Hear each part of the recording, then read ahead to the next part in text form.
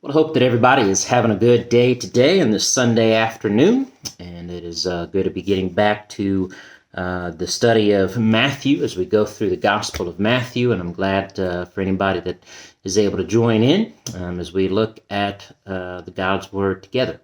Today we're going to be in Matthew chapter 24, picking up where we left off last time. We had gotten through chapter 23, where in that whole chapter, Jesus had pronounced some woes upon the scribes and Pharisees for their hypocrisy, for their sin. And then in the last video, we talked about Jesus lamenting over Jerusalem's unwillingness to repent, there in Matthew 23, 37 through 39. And now we're going to pick up in Matthew chapter 24, beginning in verse 1, when Jesus was going out and he's leaving the temple. And it brings up a subject that we're going to look in chapter 24 about and go through this together. I'm going to want to read the entire chapter of 24 today, I think, and make some comments along the way. But ultimately, what Jesus is going to be talking about here in Matthew chapter 24 is the destruction of the temple, with a great tribulation that was going to be coming upon the people of God, the destruction of Jerusalem, the destruction of the temple, the coming of the Son of Man. And so some very important things for them to heed at that time, what was going to be coming and happening to them, and of course some things we can learn as well as we ourselves wait for the Lord to return, for Jesus to come back. But let's read in Matthew 24, beginning in verse 1, that Jesus had gone out, he's leaving the temple, and the disciples of Jesus came up to Jesus to show him the buildings of the temple.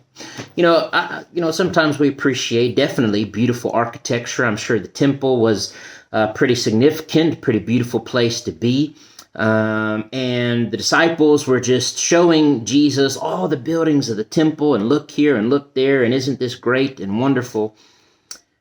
But Jesus has something very startling to tell them. There in verse 2, that Jesus answers them and says, "Do you not see all these things, these buildings of the temple and how it's made?" He says, "Assuredly I say to you, not one stone will be left here upon another that will not be thrown down." Now remember what the temple meant to the Jews, right? I mean, this is, when it started with the tabernacle, later became, when the temple was built, was a very significant, it was the heart, really, if you want to look at it, of the people. It was where the presence of God would come among them, and where they would worship God and offer sacrifices and so on and so forth. And for Jesus to now tell them that something they held so dear, that was so important to them, would be destroyed, I mean, that would have been a very hard thing to swallow. That would be very hard to come to terms with, but nevertheless, that's what Jesus said is going to happen. That one day, the day is coming, when this temple is going to be no more, that it is going to be destroyed. It's going to be done away with. It's no longer going to be around. It's no longer going to be needed. Of course, Jesus didn't go in to explain a lot of those things right here, but it's what we come to know as we read further in the Gospels or in the New Testament and so on and so forth. But then, verse 3, as Jesus sat on the Mount of Olives, the disciples came to him privately, saying, "Tell us, when will these things be?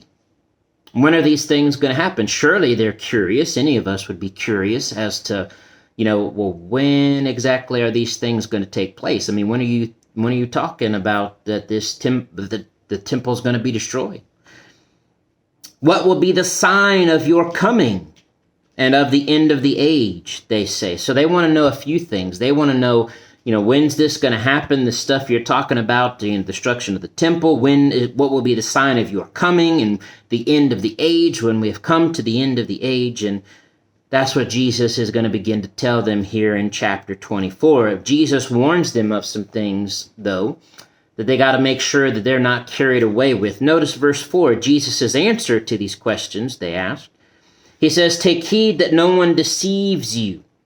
For many will come in my name, Jesus says, saying, I am the Christ, and they will deceive many. Jesus is warning them that there are going to be people who are going to claim that they came or that they are the Christ. And Jesus is saying, you got to make sure that you don't believe them, because they will deceive many. And you will hear of wars and rumors of wars. See that you are not troubled, he says. For all these things must come to pass, but the end is not yet. For nation will rise against nation and kingdom against kingdom, and there will be famines and pestilences and earthquakes in various places. All these are the beginning of sorrows, he says. All these things are going to take place, he says. They're going to happen. Do not be troubled. Do not worry. They're going to come. Then they will deliver you up to tribulation, and they will kill you, and you will be hated by all nations for my sake, my name's sake. Jesus is telling his disciples what they're going to go through, what the disciples of Jesus are going to go through. To be delivered, to be killed, to be hated by all nations for the sake of Christ, for the sake of Jesus. And then many will be offended and will betray one another and will hate one another. Then many false prophets will rise up and deceive many. And because lawlessness will abound, the love of many will grow cold. I mean, the things that he is describing are unbelievably hard, horrible, unimaginable. The way that God's people, the way disciples of Christ were going to be treated, how bad things were going to be. It was not going to be an easy time to be a faithful Christian.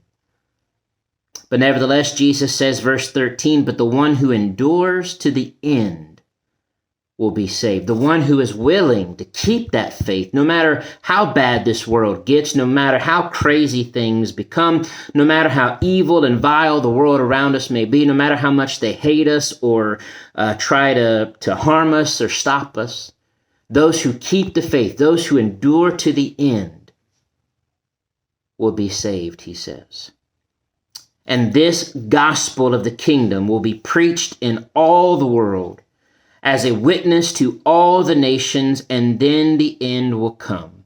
The gospel will be spread. The gospel will be shared in all the world before the end comes. Therefore, verse 15, when you see the abomination of desolation, he says, spoken of by Daniel the prophet, standing in the holy place. So when you see the abomination of desolation standing in the holy place that the prophet Daniel talked about, and Matthew inserts here and says, whoever reads, let him understand. So they would understand, okay, well, what did Daniel talk about? And they would be able to put two and two together, and they would be able to see and watch what was happening. Jesus says, when you see this taking place, verse 16, then let those who are in Judea flee to the mountains, run away. Let him who is on the housetop not go down to take anything out of his house. Let him who is in the field not go back to get his clothes, because you're not going to have time. When that time comes, when these things happen, you better get out of town. Run to the mountains, flee to the mountains, run and hide. But woe to those who are pregnant and those who are nursing babies in those days, because they're not going to get out easily. And pray that your flight may not be in winter or on the Sabbath, which would also make it harder.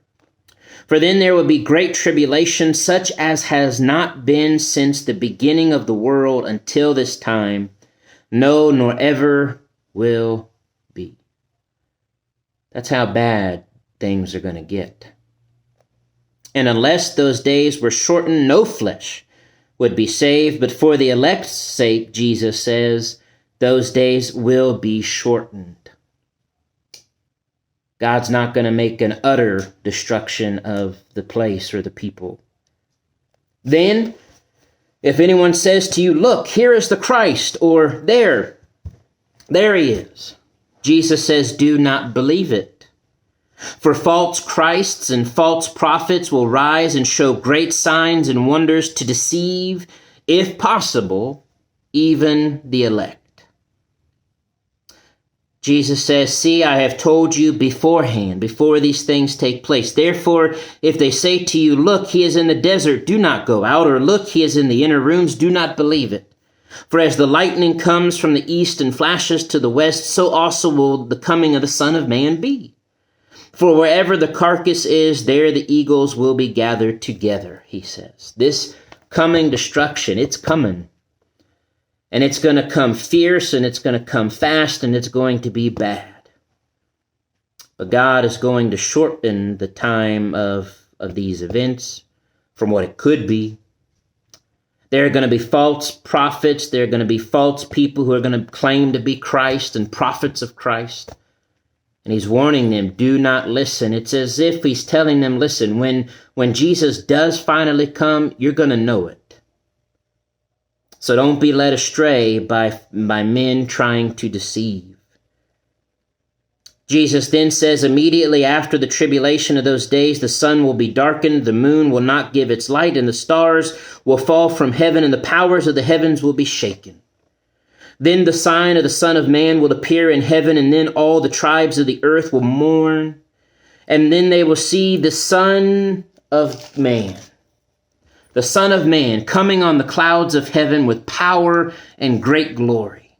And he will send his angels with a great sound of a trumpet, and they will gather together his elect from the four winds, from one end of heaven to the other. That day's coming. The Son of Man is coming with his angels to gather up the elect. And so Jesus gives them a parable when he says in verse 32, now learn this parable from the fig tree. When its branch has already become tender and puts forth leaves, you know that summer is near. So you also, when you see all these things that he's been telling them, know that it is near at the doors. Surely I say to you, this generation will by no means pass away till all these things take place.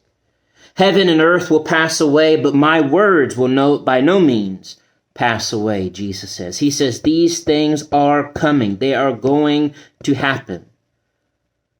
And just as you can tell signs of, plants and trees and weather and all this stuff, Jesus is telling them the signs that they will see and know the end, the time is coming near. But of that day and hour, no one knows, not even the angels of heaven, but my Father only. Only the Father knows when these things are going to take place. But as the days of Noah were, so also will the coming of the Son of Man be. For as in the days before the flood, people were eating and drinking, marrying and giving in marriage until the day that Noah entered the ark, and did not know until the flood came and took them all away, so also will the coming of the Son of Man be. That just like in the days of Noah, when Noah and his family were quickly preparing the ark and they were trying to warn people, nobody cared, nobody paid attention. Everybody just had fun, did what they want to do, lived their life. But then once the rains came and the flood waters rose and the doors of the ark were shut, they realized they should have listened. And so the coming of the Son of Man will be when they do not expect it. Then 2 men will be in the field, one will be taken and the other left. 2 women will be grinding at the mill, one will be taken and the other left. And so Jesus says, watch therefore, for you do not know what hour your Lord is coming. But know this, that if the master of the house had known what hour the thief would come, he would have watched and not allowed his house to be broken into in the first place. Therefore you also be ready, for the Son of Man is coming at an hour that you do not expect. Jesus tells them to watch, but to be ready. That, okay, you don't know when this is coming, but you be ready. You live for the Lord, serve God, live for your master, Jesus, follow Jesus, so that when he does come, you will be ready, a faithful servant. As he goes on to say here in verse 45, who then is a faithful and wise servant whom his master made ruler over his household to give them food in due season? Who then is a faithful and wise servant? Well, Jesus says, blessed is the servant whom his master, when he comes, will find so doing. The one who's actually working and watching and waiting. Assuredly, I say to you that he will make him ruler over all his goods. But if that evil servant says in his heart, my master is delaying his coming, and begins to beat his fellow servants and to eat and drink with the drunkards, the master of that servant will come on a day when he is not looking for him, and at an hour that he is not aware of, and will cut him in two and appoint him his portion with the hypocrites. There will be weeping and gnashing of teeth. And so here Jesus is talking about faith being a faithful servant. A faithful servant is the one who is working and watching and waiting. The unfaithful servant is the one who says, oh, nah, he's not coming, or he's not coming anytime soon, so I can just do whatever I want. Jesus says, no, the faithful servant will not do whatever he wants to do, but will do the will of the Father, but will serve the Lord until the Lord comes, being ready by watching and waiting and living for the Lord. So Jesus tells them that this is coming. Some hard things are coming. But the one who endures to the end, the one who is willing to go through these things and remain faithful to God, will be saved. That they can be watching and ready for whenever the time comes. They will be ready when Jesus comes. And really, that's a lesson for us today of being ready, of watching and waiting for the Lord to return. Don't know if it'll be in our lifetime. Don't know when it'll be. But we got to be ready, whether by death or whether by Jesus coming back. Everything comes to an end. We've got to be ready.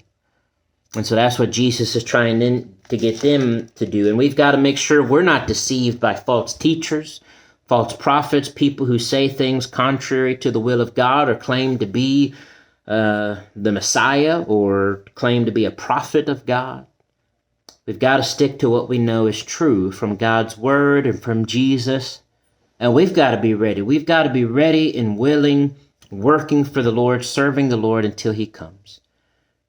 Well, we're going to stop there and we'll get into chapter 25, which really finishes Jesus' subject on this. He's got some parables to give. But we're going to stop there for today, remembering Jesus talking about the coming destruction upon Jerusalem, the temple, the coming of the Son of Man, watching and waiting, being ready and not being deceived. And let's make sure we take these things to heart and to do the very same today, knowing that we've got to be ready for when that time comes. God bless. Take care.